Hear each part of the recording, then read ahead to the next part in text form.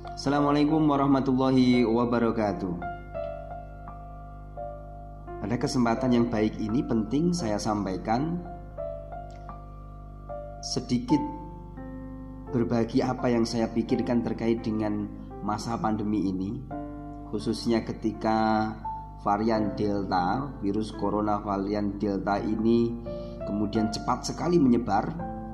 Bahkan kalau kita mau mengingat-ingat, saya pribadi hampir setiap hari mendapatkan informasi tentang kematian orang-orang yang saya kenal.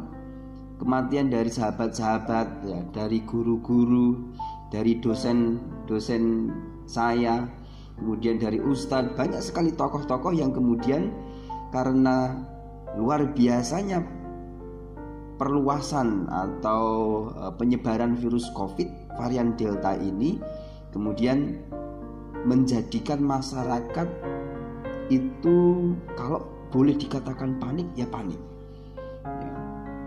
Apalagi ketika tetangga ada yang kena, kemudian samping rumahnya ada yang meninggal, kemudian dimakamkan dengan protokol kesehatan, maka akan ada kecemasan.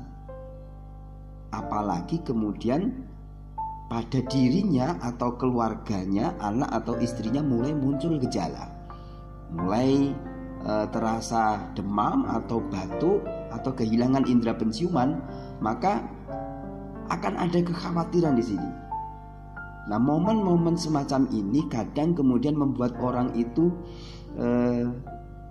berpikir tidak jernih, ya, mencari informasi sebanyak mungkin untuk mengcover bagaimana agar diri itu terhindar dari kemungkinan buruk terpapar virus corona. Nah, kondisi yang demikian ini kadang kemudian dimanfaatkan oleh, kalau saya boleh katakan, orang-orang yang mengambil manfaat dari kondisi hiruk pikuk virus corona yang menyebar luar biasa ini. Satu contoh sederhana saja, ya, yang perlu kita hati-hati betul, yang kemudian kita harus menyaring dengan sungguh-sungguh, menyaring dengan hati-hati terkait dengan testimoni. Nah, testimoni, sahabatku sekalian, untuk orang yang kemudian dirinya mengharapkan kesembuhan, mengharapkan informasi baik, pengalaman dari orang yang mungkin pernah mengalami terpapar virus corona, maka testimoni ini seolah sebuah harapan. Jadi ada orang yang bertestimoni bahwa kemarin ketika aku isoman, ketika ada gejala muncul, yang aku konsumsi ini. Ya. Yang aku pakai adalah ini, obat yang aku pakai ini. Nah, tentu saja semangatnya adalah semangat kebaikan, ya. Berbagi pengalaman, kemudian di-share ya ke rekan-rekan yang lain. Tapi rupanya terkadang testimoni itu bisa membuat hal-hal yang menurut saya pribadi kurang baik. Satu contoh, ada orang yang punya pengalaman kemudian berujar atau bertestimoni tentang pengalamannya itu, bahwa dia ketika isolasi mandiri, ketika terpapar virus corona itu menggunakan minyak kecil begitu, ya. Saya tidak sebut merek, minyak kayu putih kecil begitu. Yang itu kemudian testimoni tersebut viral, minyak yang dipakai itu viral, dan akhirnya menjadikan minyak itu harganya tidak masuk akal. Yang biasanya sebotol kecil itu secara standar itu ya 15-20 ribu, tapi gara-gara ada testimoni, kemudian orang bersemangat, berharap untuk bisa mendapatkan kesembuhan pula melalui testimoni ini, banyak mencari itu. Nah, akhirnya langka, bisa jadi langka atau mungkin sengaja ditahan sebentar, ya, biar kelihatan langka, kemudian baru disebarkan lagi, dipasarkan lagi dengan harga baru yang menggila. Bayangkan satu botol kecil yang biasanya 15 ribu, harganya sekarang bisa sampai 50 ribu, 3 kali lipat, 4 kali lipat, ya. Ada yang 60 ribu.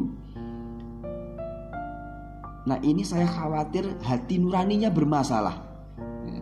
Yang punya bisnis ini, yang memperdagangkan kemudian harganya yang tidak masuk akal ini, saya khawatir ini hati nuraninya bermasalah, ya.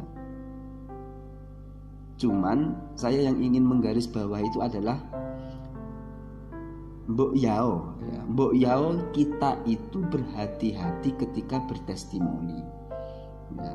Ketika kita harus berbagi pengalaman, maka pastikan itu antar pribadi saja.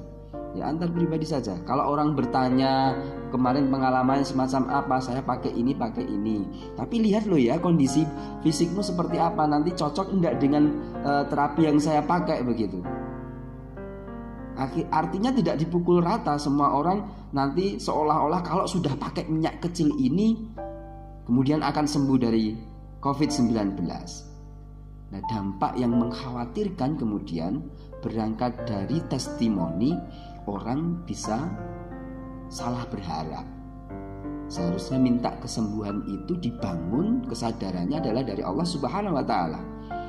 Tapi karena testimoni orang punya keinginan untuk segera sembuh, akhirnya berharapnya kepada barang, obat atau ramuan yang ditestimonikan itu. Bisa jadi ke arah situ. Jadi, selain secara ekonomi tadi tidak masuk akal, khawatirnya orang kemudian bisa salah niat. Bergantungnya, berharapnya tidak lagi kepada Allah. Nah, kemudian selain contoh kecil itu kita pernah menyimak dan viral itu di media sosial, bahkan masuk televisi juga, ya, ada kepanikan dari masyarakat untuk membeli sebuah produk, ya, produk tertentu, produk susu, ya, yang itu cara viralnya hampir sama. Cara viralnya atau yang mendorong orang kemudian untuk berbondong-bondong memborong, mencari dari produk tersebut, prinsipnya sama, karena testimoni atau ujaran orang, ya, yang sebenarnya tidak ilmiah amat gitu ya. Karena memang testimoni itu secara medis tidak dibenarkan sebagai rujukan ilmiah untuk berobat gitu. Tapi gara-gara ujaran atau testimoni tersebut ada kepanikan dari masyarakat untuk kemudian memborong habis-habisan.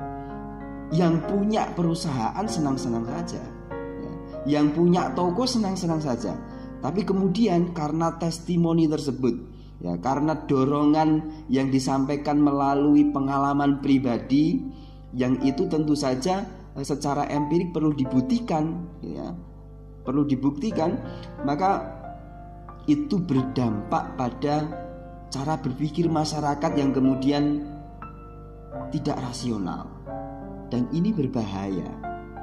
Sehingga melalui video ini kita sharing agar kalau saudaraku pernah mengalami terpapar virus corona, kemudian merasa kemudian mendapatkan manfaat dari produk tertentu, ya, maka berhati-hatilah ketika bertestimoni. Karena bisa jadi apa yang kita sampaikan nanti kemudian dimanfaatkan untuk hal-hal yang secara syariah tidak dibenarkan. Contoh tadi, ya, masalah harga yang sebenarnya seharusnya itu bisa diakses oleh banyak orang karena aslinya itu tidak mahal.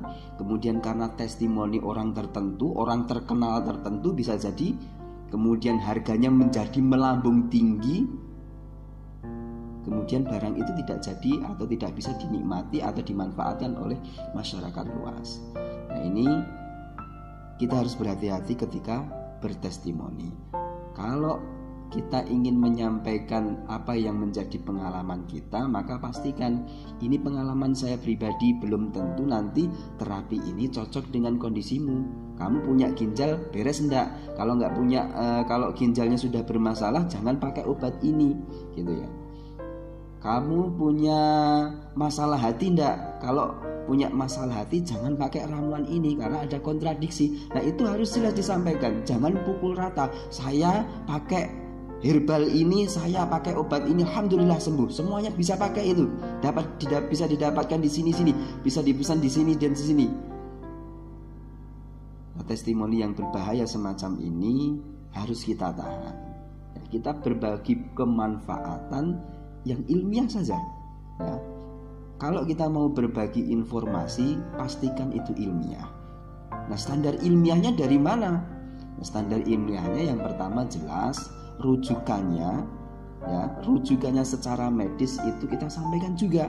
Ya, rujukan artikel ilmiahnya itu kita sampaikan ketika memberikan testimoni.